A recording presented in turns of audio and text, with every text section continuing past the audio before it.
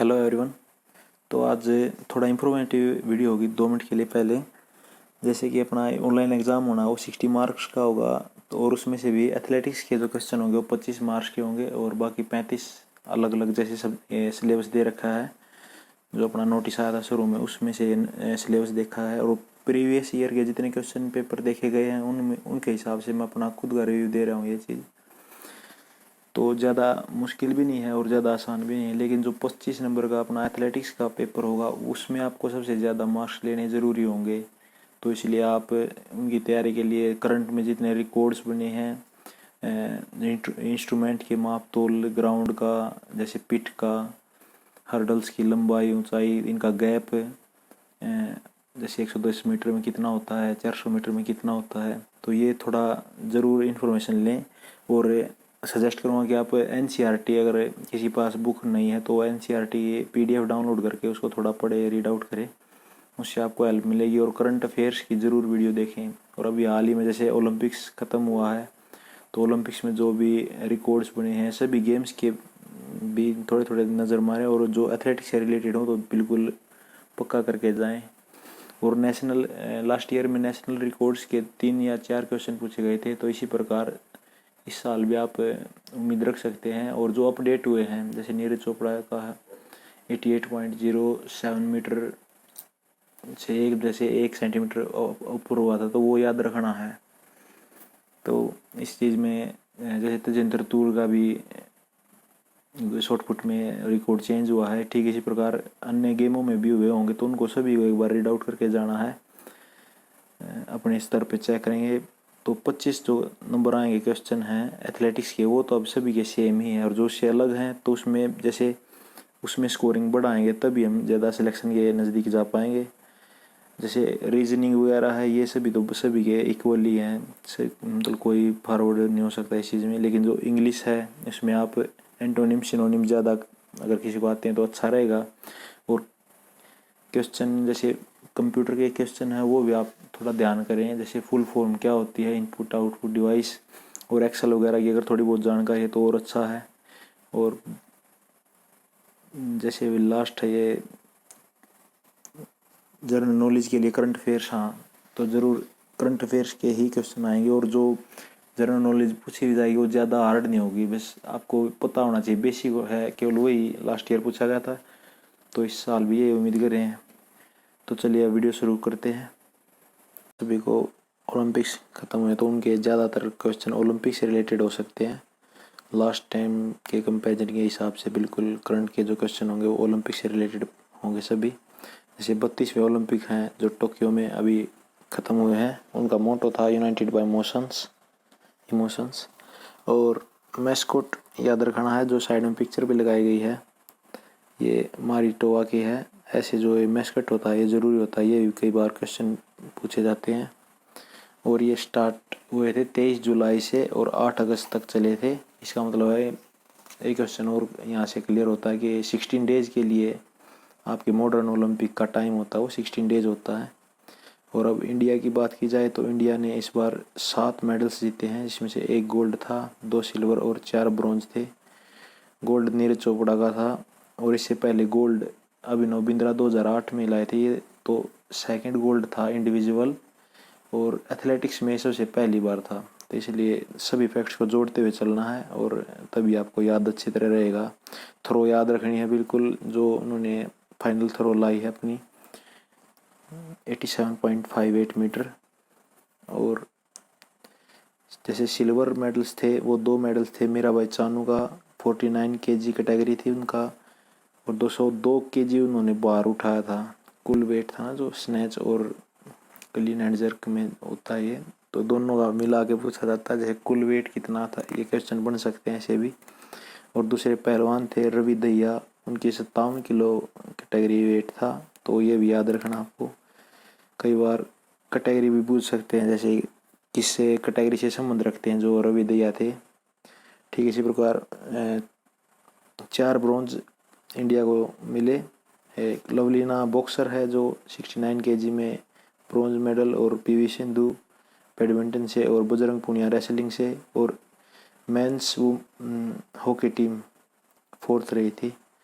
और अब जर्मनी को और आगे इसको इन्होंने अपना 3rd मेडल लिया है और 5-4 का स्कोर रहा था। तो ये क्लियर करते रहना है अपने आप को, एक जैसे एक दूसरे के साथ ये रिलेट करते हुए चलेंगे ना, तब ज़्यादा आपको याद रहेंगे।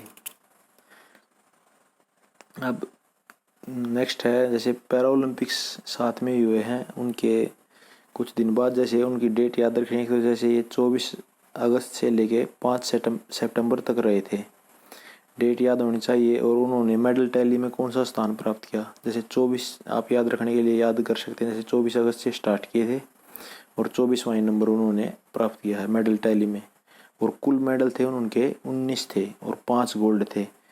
तो आपने जो गोल्ड उन्होंने प्राप्त किए हैं एथलीट्स ने, वो ज़रूर इम्पोर्टेंट हो जाते हैं, जैसे कि और स्पेशली एथलेटिक्स के जो जैसे सुमिता अंतिल का गोल्ड था, तो वो किस कैटेगरी में था, F50 वो 64 में। और उन्होंने वर्ल्ड रिकॉर्ड भी बनाया है जो अपनी थ्रो की है ना, तो 68.55 मीटर लगा के वर्ल्ड रिकॉर्ड भी बनाया है, तो ये भी क्लियर रखना है।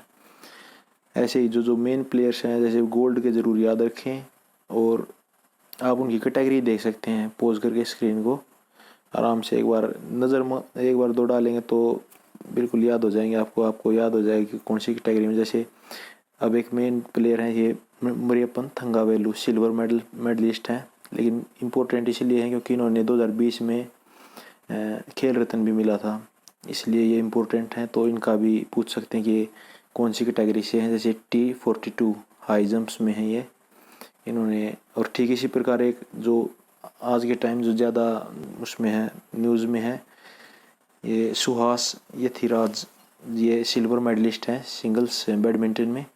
ये इसलिए हैं क्योंकि ये एक उच्च अधिकारी हैं, शायद IAS हैं, इसलिए बार बार इनका वो एक इन्होंने स्टीरियोटाइप तोड़ा है कि एक खिलाड़ी मतलब एक बहुत अच्छा खिलाड़ी हो सकता है और वो बहुत अच्छी रैंक पे भी हो सकता है, पढ़ाई में भी अच्छा हो सकता है।